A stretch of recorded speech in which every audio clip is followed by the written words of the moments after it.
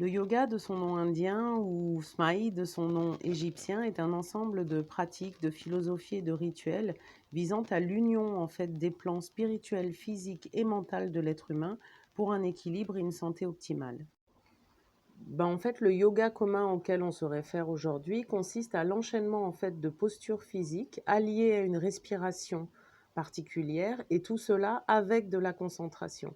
Ces trois éléments sont importants. Le premier, les mouvements pour garder le corps en santé, assouplir les muscles, relâcher les tensions, masser les organes internes, donc créer plus d'aisance dans le corps. La respiration, apporter plus d'oxygène à notre corps, fortifier les poumons, aider bien sûr les cellules, le système nerveux, calmer le système nerveux aussi, bien sûr, très important. Et cette concentration, pareil, agit sur le système nerveux, sur les émotions, la possibilité donc de maîtriser et de garder en équilibre et en maîtrise cet ensemble dans l'union, dans le yoga, par la respiration et dans le mouvement.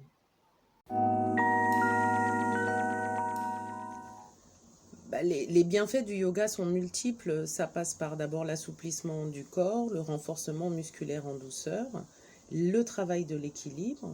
Ensuite, on en arrive au niveau des organes vitaux.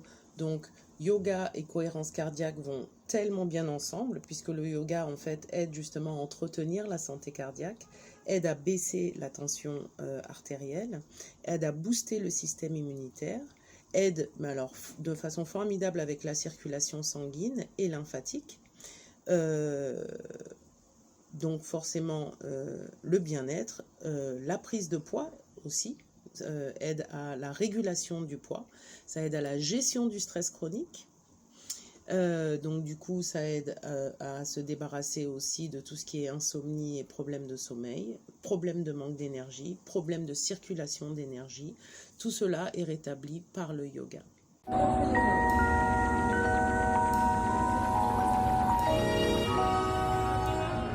Quelque part, le yoga prépare à la méditation. On va dire que la méditation, en fait, c'est la douche de l'esprit. On prend pour habitude de laver son corps pour ne pas sentir mauvais, de laver ses vêtements qui sont aussi encrassés. L'esprit, le mental, le spirituel, c'est pareil. Il est encrassé tous les jours.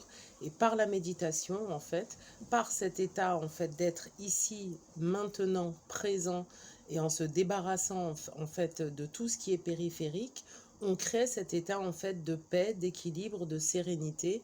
Et la méditation, bien sûr, aide tout ce qui est anxiété, stress et tout ce qui va être des désordres mentaux, voire aussi physiques, puisque par cet apaisement, on laisse quelque part le corps faire son travail et les cellules bienveillantes, car notre corps est bienveillant avec nous, faire leur travail et réparer ce qu'il y a à réparer, ramener une homéostase, donc un état d'équilibre du corps, là où il a besoin d'être.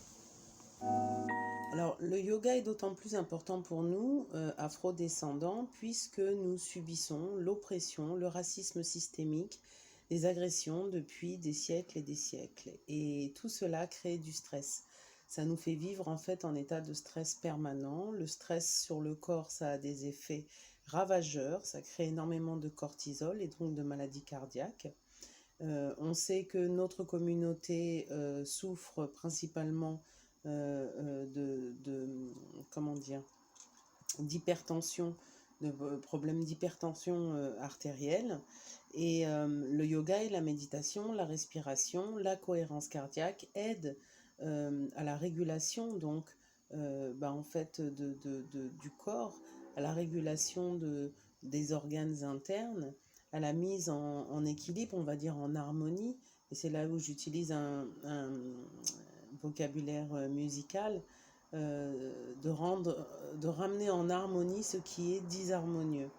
La méditation et le yoga sont des outils qui aident, sont des pratiques qui aident à cela et à rester en santé.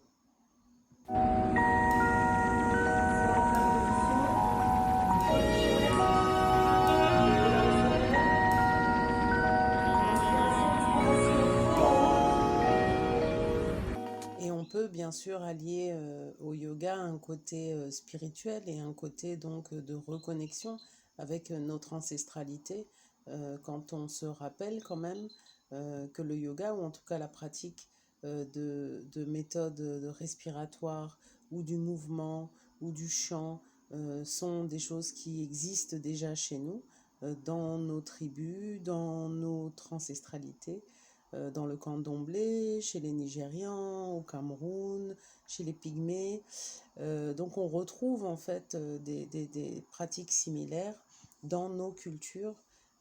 Donc le yoga et la méditation nous amènent aussi à redécouvrir quelque part cette spiritualité et cet alignement, en fait, cet alignement. Voilà.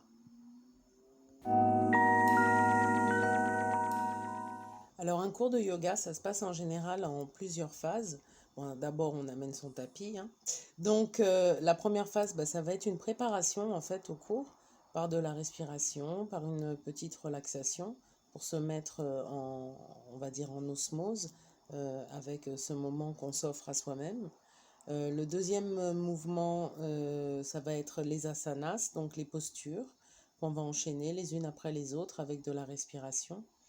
Et puis ensuite, donc un moment de relaxation et qui souvent, en tout cas dans mes cours, est allié à un moment de méditation à la fin du cours. Voilà, c'est en général d'où il y a plusieurs types de yoga. On va dire que celui dont on parle souvent, c'est le Hatha Yoga. C'est un yoga qui est doux, un yoga qui est basé sur la respiration principalement. Il y a par exemple le Kundalini Yoga qui est beaucoup plus actif et qui lui va avoir comme but de réveiller le feu intérieur, va utiliser le feu intérieur. Il va y avoir l'Iyengar Yoga euh, qui lui va être beaucoup plus profond, beaucoup plus avec des postures beaucoup plus longues et un travail de respiration et de conscience. Il va y avoir aussi le Ashtanga Yoga qui lui est très très actif, c'est pour les champions, les athlètes que je ne suis pas. Il y a le Vinyasa, celui que je pratique. En fait, le yoga que je pratique, je dirais, c'est un peu un mélange entre le Hatha, l'Iyengar et le Vinyasa. Le Vinyasa, le principe, c'est qu'on enchaîne les postures. Les séances sont différentes, elles changent à chaque fois. Donc les cours sont jamais les mêmes et bien sûr avec un rythme de respiration. Alors il y a des cours où on est en forme et puis du coup on peut être un peu plus dynamique, d'autres où on va beaucoup plus lentement, des cours où on va se concentrer sur un organe en particulier ou un chakra en particulier. On va travailler par exemple sur la gorge, on va travailler sur le plexus solaire, on va travailler sur le cœur ou des zones du corps qui ont besoin d'être détendues. On va travailler sur les pieds par exemple ou les membres inférieurs. Donc les bénéfices du yoga en tout cas sont infinis, infinis, en correction de posture aussi quand on a des problèmes de posture. On a dans ma famille ce problème d'allus valgus, vous savez, l'os du pouce qui commence à dépasser et dans ma famille, toutes les femmes se sont fait opérer. Moi j'ai refusé, à 30 ans j'ai vu que ça voulait voilà, venir et j'ai dit non et fait encore plus de yoga et c'est un problème qui est réglé aujourd'hui. Voilà, donc vive le yoga et je vous invite à venir découvrir le yoga avec moi. J'espère que je vous ai donné des informations utiles. Si vous aviez des questions, n'hésitez pas à les poser à la suite, j'y répondrai avec grand bonheur. Et à la suite, là, il y aura des informations sur un cours de découverte pour que vous veniez nombreux découvrir les bienfaits du yoga et de la méditation. Merci beaucoup pour votre attention. Je m'appelle Hélène Fossard et je vous souhaite que du bonheur et beaucoup de paix et beaucoup d'amour dans vos vies.